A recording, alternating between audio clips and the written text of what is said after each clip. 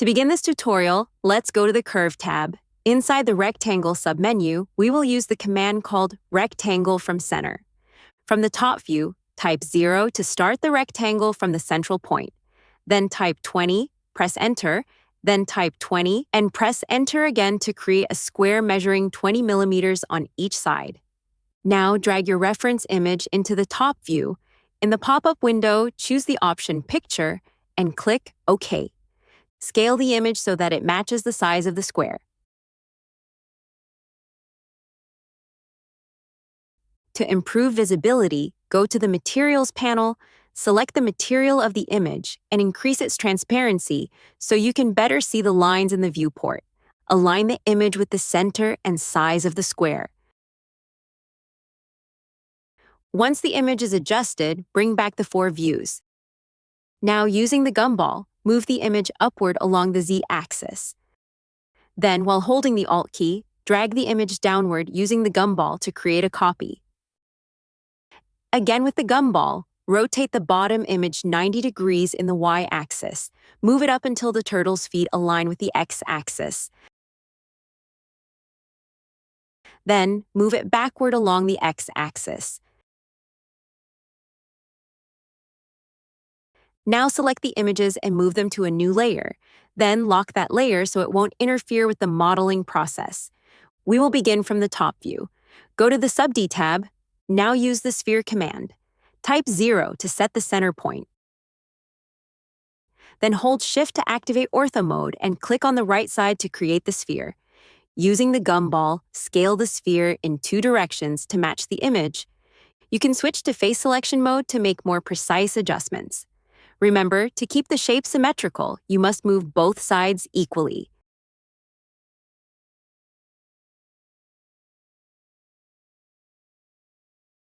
Hold Shift and click on the shaded display mode to apply it to all viewports. Return to the 4 views. From the right view, adjust the vertical size and position.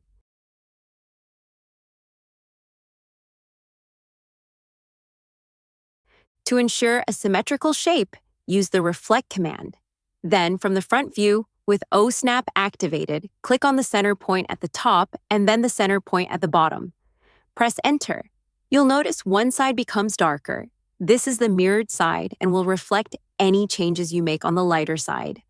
Now, enable face selection and start shaping the model according to the reference. Take your time to match the model as closely as possible.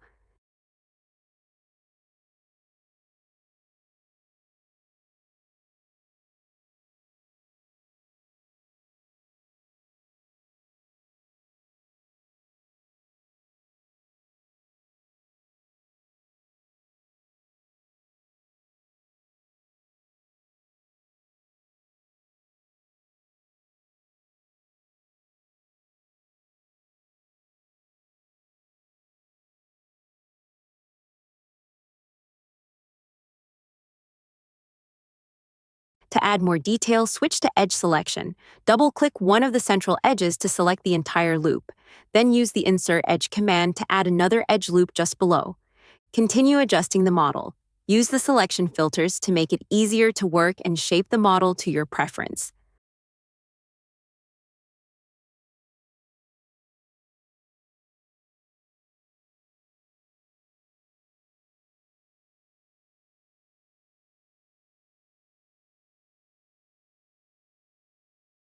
Once the body is shaped to your liking, create another smaller sphere. Start again from the central axis. In the top view, adjust its position along the Y-axis to maintain symmetry, then adjust the size.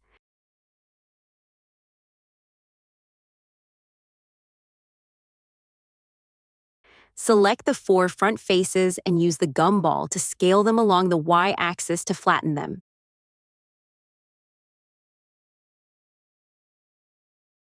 Adjust the position from the right view,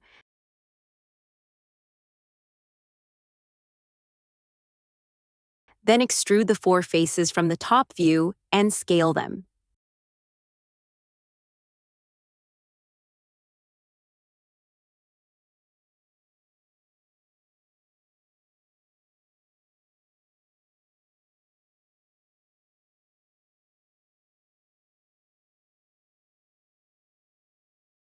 From the right view, fine-tune the position of the edges to match the reference. Remember that double-clicking selects the entire loop. This makes it easier to work and helps preserve symmetry. Take your time. Once you are happy with this part, extrude the 4 faces again and scale them without worrying about the bottom part.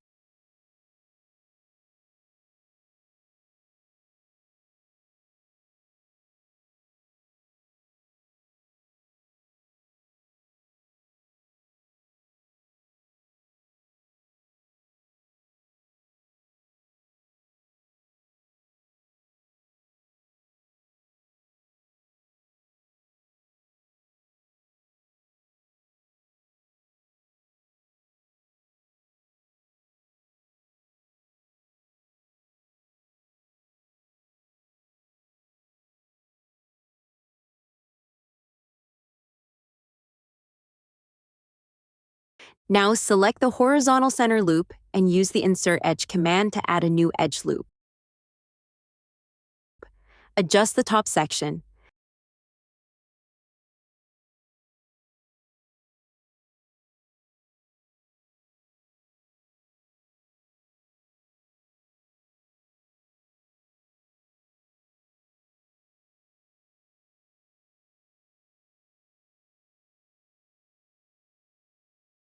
Next, select the 4 faces at the front and extrude them inward to create the mouth shape.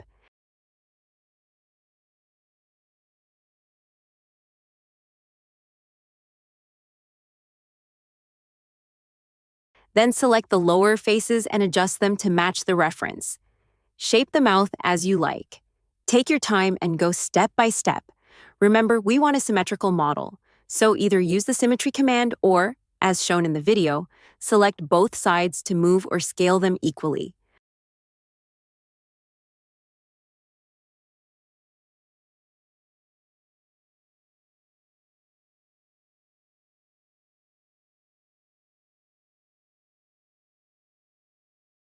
Once the head is done, add a new sphere to serve as the eye.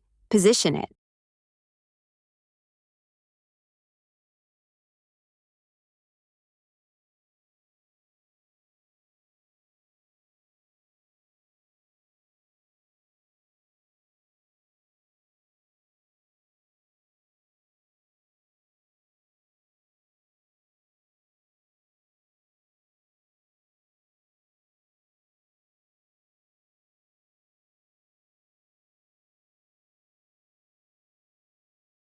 Now go to the Transform tab and use the Mirror command to create a copy along the Y-axis.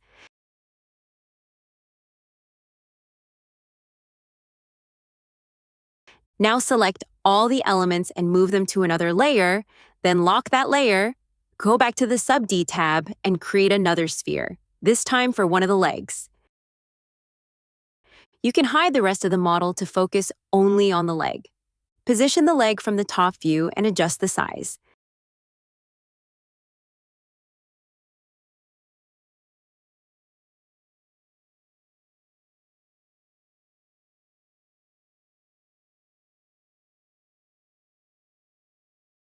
Then, from the right view, extrude the 4 faces.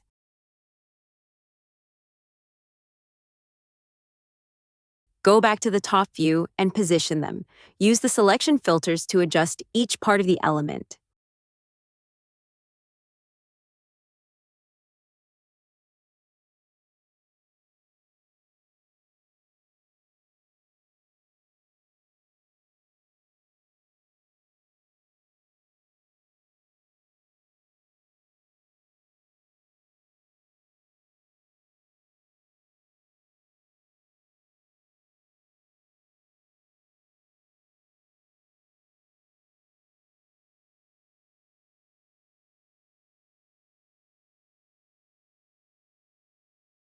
Once you are happy with the shape, select the bottom faces.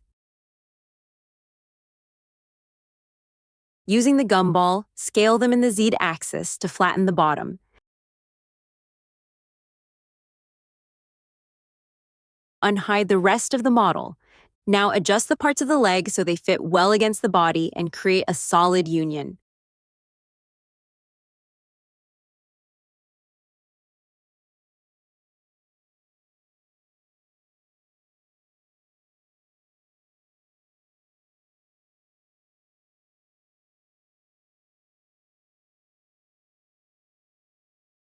Once you are satisfied, go to the Transform tab and use the Mirror command to create the leg on the opposite side. Using the gumball, make a copy of the leg by holding Alt and dragging the arrow from the top view. Position it, then adjust the shape to fit the reference image.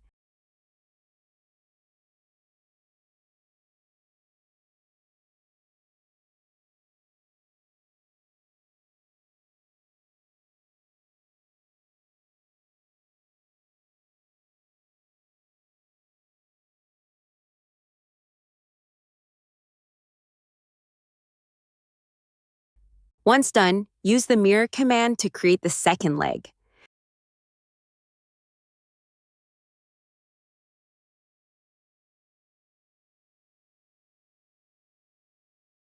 Now that our model is almost finished, we can hide the reference images.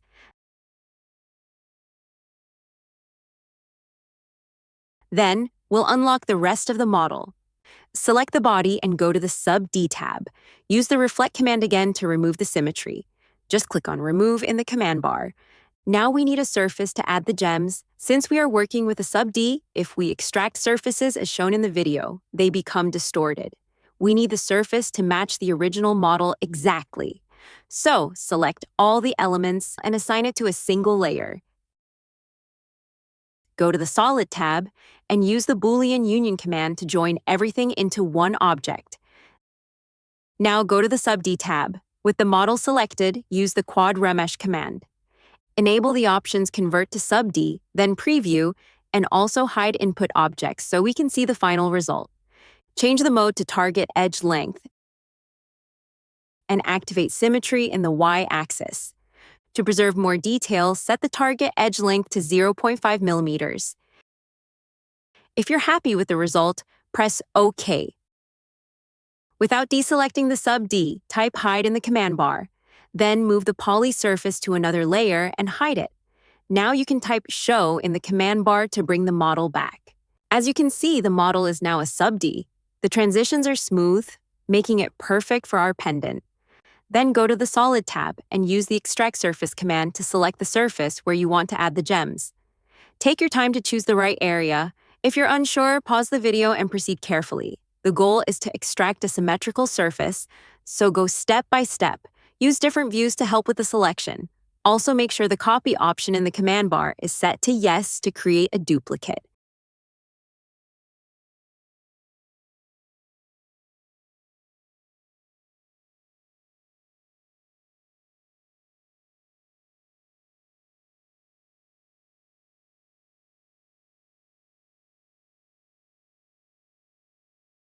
Once the surface is selected, press Enter. Now select the surface. In the Diamond tab, you'll find the Automatic Pave command. Add the surface to the command selector. From the top view, using a size of 1.3, create a line of gems along the central axis.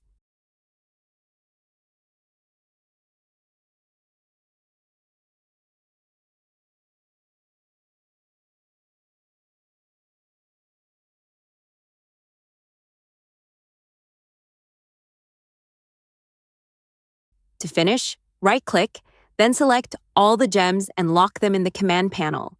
Now activate Symmetry mode in the Y-axis. Add more gem sizes as well. In this case, I'll add 1.2 and 1. Then simply click on the Automatic button. You can activate gem visualization to see them more clearly.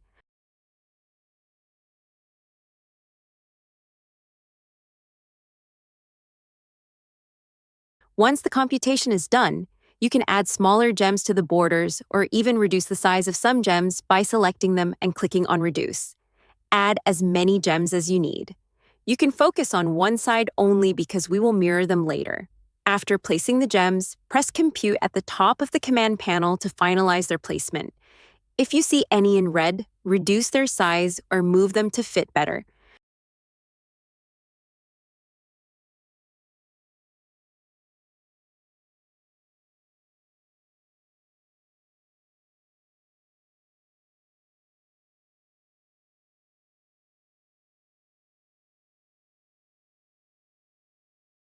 Once you are satisfied, accept the command. Select the gems and type Ungroup in the command bar to ungroup them. Now you can hide the solid parts. To do this, set another layer as the main one so you can hide all the metal layers. Select the gems on the final side and also the central ones. Press the middle mouse button, and then invert the selection. Delete those gems, select the remaining ones, and from the Transform tab, create a mirror along the Y-axis. Show the hidden elements again.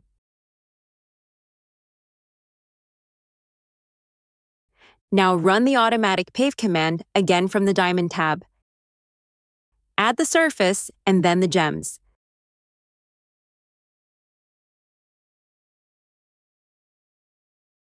This time, go to the Prongs tab and adjust some parameters. For the diameter, use 0.6 millimeters.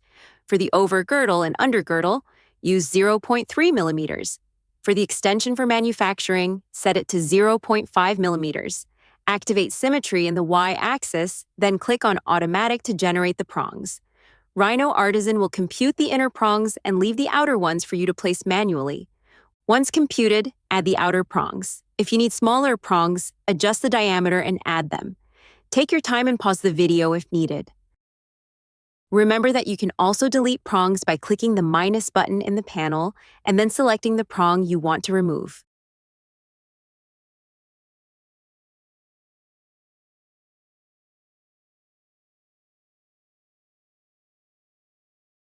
When you're done, simply right-click to finish editing the prongs. Go to the Cutters tab, select the fourth preset, and activate it. Now you can accept the command. To finish, go to the Solid tab and use the Boolean difference command.